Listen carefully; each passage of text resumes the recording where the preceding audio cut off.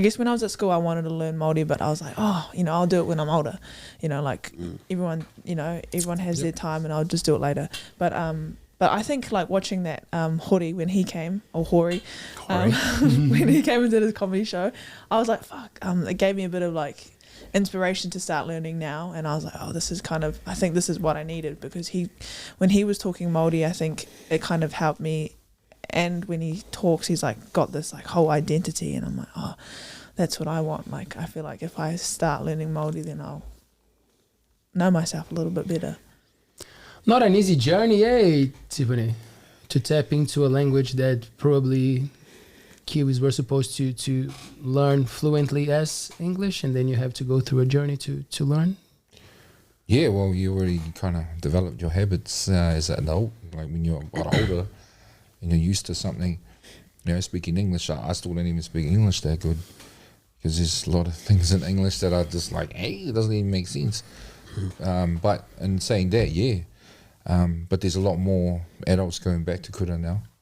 I'm going back again. I had a few stints, started in kura kaupapa, but quite similar to Chance's dad. You know, we might not be fluent at all speakers, but we're strong understanders of tikanga and how things are. And my dad was like your dad. I said it in one of my songs, like he couldn't speak te reo.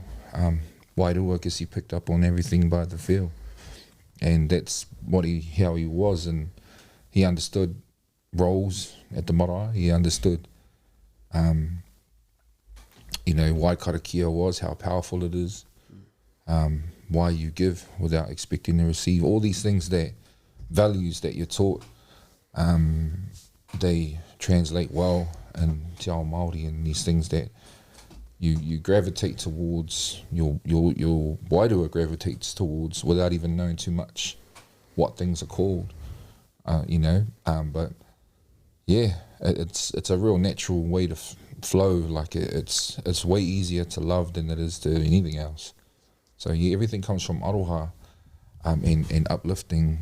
Yeah, so I guess it's difficult because what Tipene and Chance are talking about is that colonization and that the institutionalization and that programming, that we have to be a certain way and we have to fall in and do these certain things, learn about things that not necessarily are linked to us, but it was one of the big colonizing tools, you know, was the education system, still is the education system.